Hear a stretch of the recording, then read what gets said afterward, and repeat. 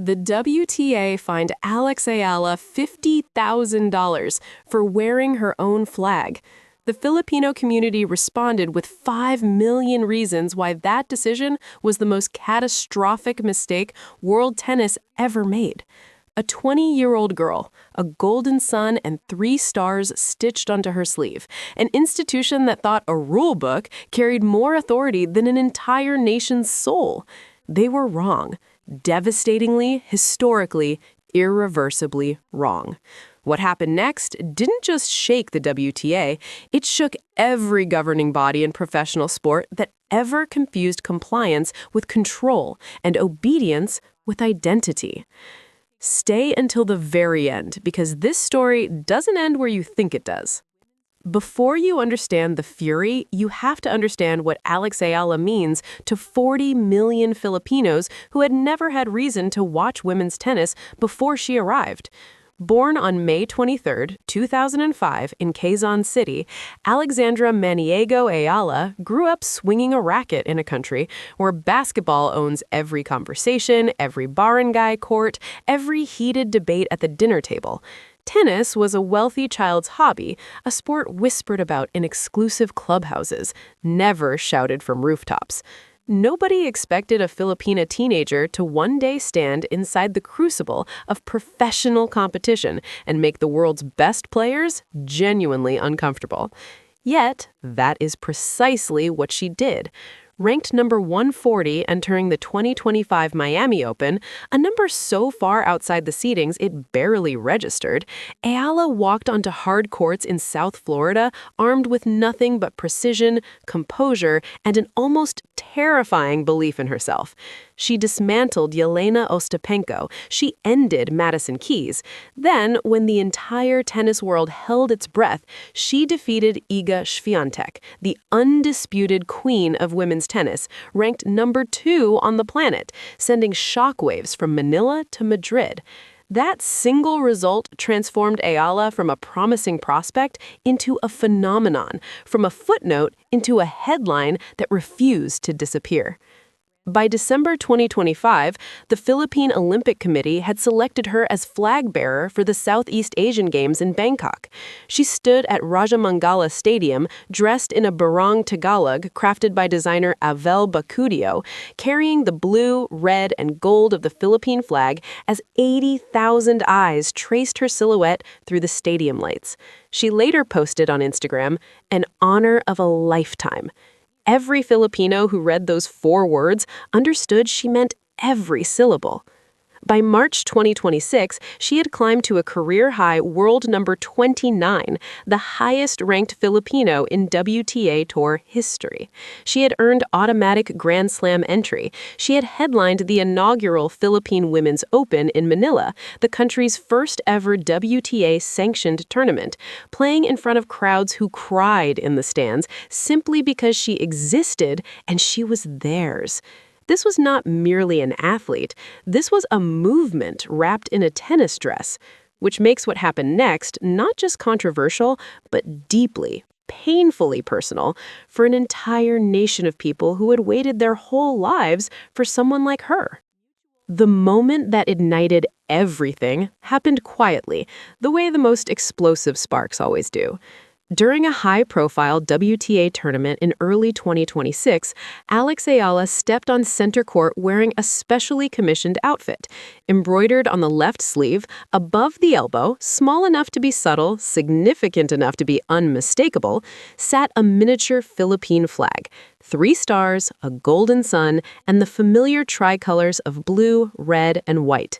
To Eala and the Filipino community watching across 17 time zones, it was a gesture of belonging, a reminder that no matter which continent she competed on, she represented something far larger than any ranking or trophy. WTA officials saw it differently. Within 48 hours of that match, a formal communication arrived in Eala's camp. The WTA cited Article 12 of its Player Appearance Regulations, a clause governing unauthorized national emblems on tournament-issued or player-worn attire that conflicts with official sponsor branding agreements. The letter was precise, bureaucratic, and utterly devoid of emotional intelligence. The fine? $50,000. 50,000 United States dollars. Think about that number. $50,000 levied against a 20-year-old woman, not for unsportsmanlike conduct, not for violating anti-doping regulations, but for wearing her country's flag on her sleeve. Sports journalists who first reported the fine described the WTA's reasoning as contractually defensible.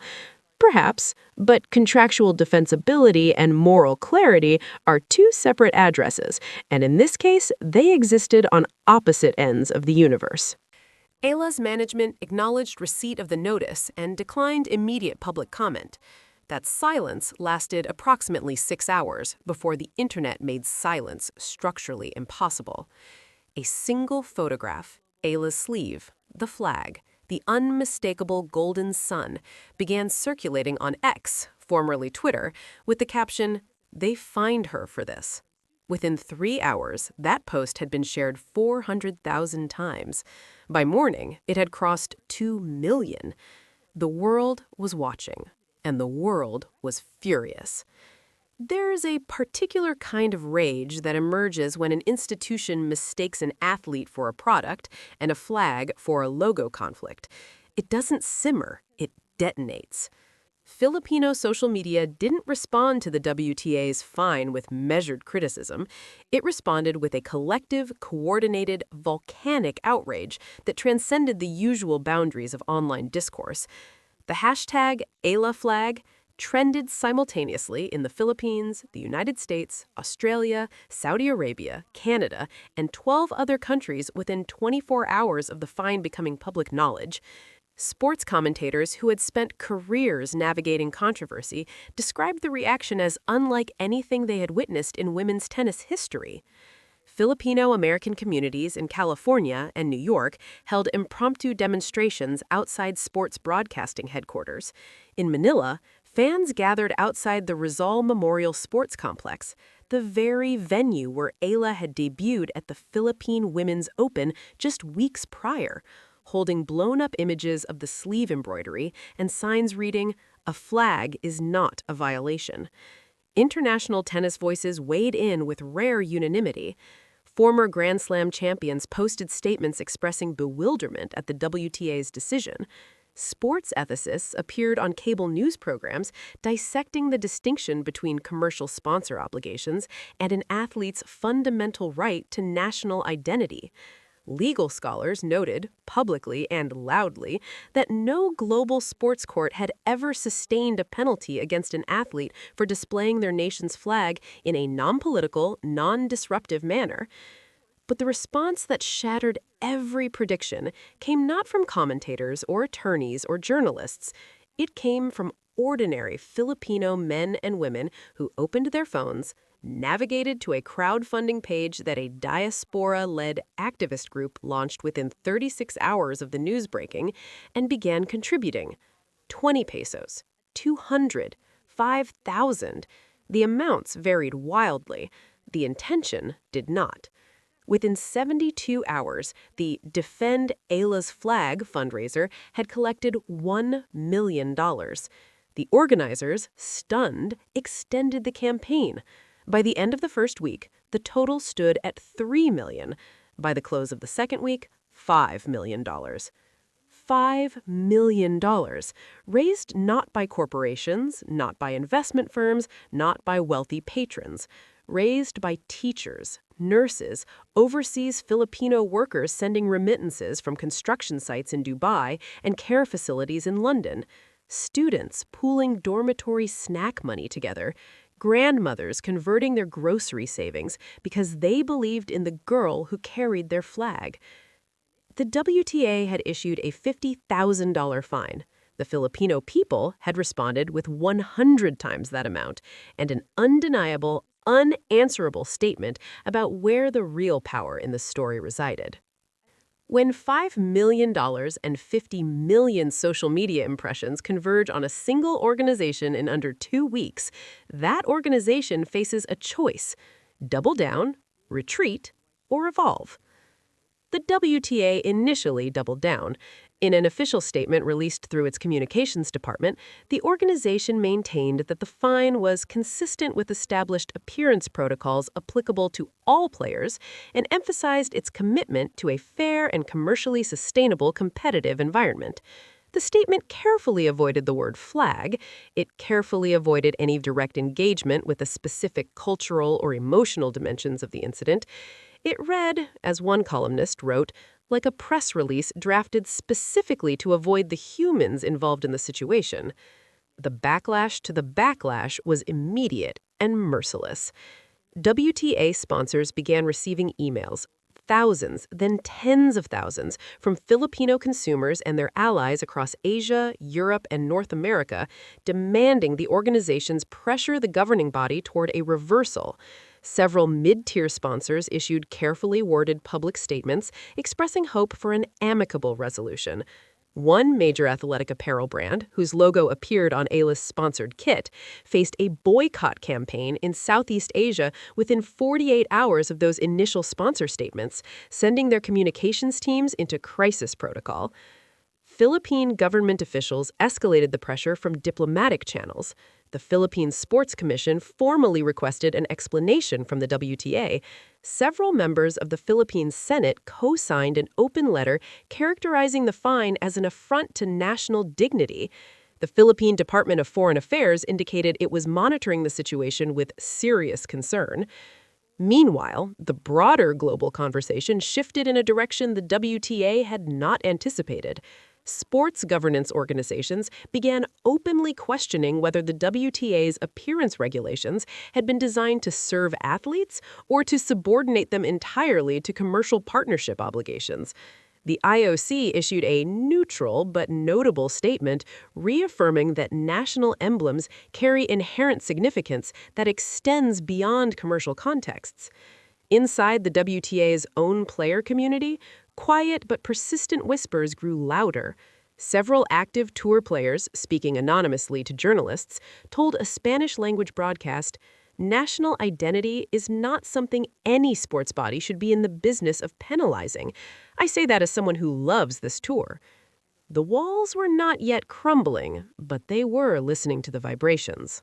3 weeks after the original fine was announced, Eala broke her public silence. She did not issue a press release. She did not conduct a formal press conference. She posted a video, 93 seconds long, filmed on a phone, natural light, no backdrop, no stylist. Just her face, her voice, and 17 words that the internet would dissect for days. "I wore my flag because it reminds me who I fight for. I will always fight for them." 17 words, 83 million views within 48 hours, translated into 31 languages by community volunteers within 72 hours of posting, cited in editorials from the New York Times to the Philippine Daily Inquirer to Al Jazeera. The WTA convened an emergency session of its Player Relations and Governance Committees 4 days after that video. Details of the meeting remained confidential, but sources within the organization confirmed that the scale of the public, commercial, and diplomatic pressure had reached a threshold the organization's leadership characterized internally as unsustainable. 10 days later, the WTA issued a revised statement. The $50,000 fine was formally suspended pending a comprehensive review of the organization's appearance regulations as they related to national emblems. The WTA simultaneously announced the formation of a cultural identity advisory panel composed of active players, former athletes, and cultural consultants, tasked with recommending updated guidelines that would honor the global diversity of the WTA's player community. The fine was effectively nullified. No formal admission of error, no direct apology. The language of institutions rarely permits that level of candor. But the reversal was unambiguous, and the cause was unmistakable. A 20-year-old Filipino woman, a golden sun embroidered on her sleeve, and the $5 million answer of a people who had been told their national symbol was a commercial violation. The crowd-funded $5 million per announcement from the organizing group was redirected in full, $1 million toward a scholarship program for young Filipino tennis players, $2 million toward court construction and youth development infrastructure in underserved Philippine provinces, and $2 million donated to the Filipino Diaspora Cultural Preservation Foundations in North America, Europe, and the Middle East. The money meant for a fine became the foundation of a legacy. Here is what Eala did not do. She did not set out to start a movement. She did not plan a protest. She did not calculate the commercial or diplomatic consequences of embroidering a small flag onto her sleeve. She wore her flag because it reminded her who she played for. That's it. That is the entirety of the original intention. Simple, human, unambiguous. What the WTA failed to anticipate, what every institution that treats athletes primarily as commercial assets eventually discovers, often too late, is that athletic identity and national pride are not contractual line items. They are not negotiable addendums. They are the very substrate of what makes sport matter to the billions of people who invest their emotions, their mornings, their celebrations, and their heartbreaks into watching it. Eala entered the 2025 Miami Open ranked number 140, an unknown quantity to the global tennis establishment. By March 2026, she had risen to world number 29. She had conquered Iga Świątek on a hard-court afternoon in Florida. She had stood at the head of her nation's delegation at the Southeast Asian Games, flag in hand, a nation's pride embodied in 20 years of a life lived fully and fiercely. She had headlined the first WTA tournament ever held on Philippine soil.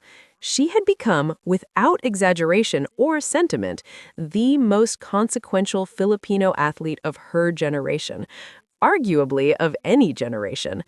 And when a governing body placed a dollar value on her national identity, she didn't fold. She didn't fight publicly with inflammatory language. She recorded 93 seconds on a phone camera, spoke 17 words with absolute certainty, and let the world do the rest. There is a lesson buried here for every sports governing body, every corporate sponsor, every institution that exists in the space between athletic competition and cultural identity. The lesson is not subtle. The $5 million made it quite direct. Athletes are not billboards. Nations are not logos. Flags are not brand conflicts. And the Filipino community, dispersed across every continent, bound across every ocean by shared memory, shared sacrifice, and shared pride, proved in 14 days what took that particular lesson decades to articulate. When you penalize belonging, you don't diminish the person. You awaken everyone who belongs to them. Eala will continue climbing rankings. She will win more matches, break more barriers, carry more flags. The WTA will continue sanctioning tournaments. Sponsors will continue renewing contracts. The machinery of professional tennis will rotate forward. But this chapter, the $50,000 fine, the $5 million answer, the 17 words on a 93-second video, will be referenced long after the ranking lists of 2026 have been forgotten. So ask yourself this question and sit with it genuinely. If a flag on a sleeve can mobilize $5 million and 50 million voices in 14 days, what else have governing bodies been getting wrong quietly for years? Leave your answer below, because this conversation is far from finished. And if you are new here, this channel exists for stories exactly like this one. Subscribe now. You do not want to be the last person to know when the next chapter breaks.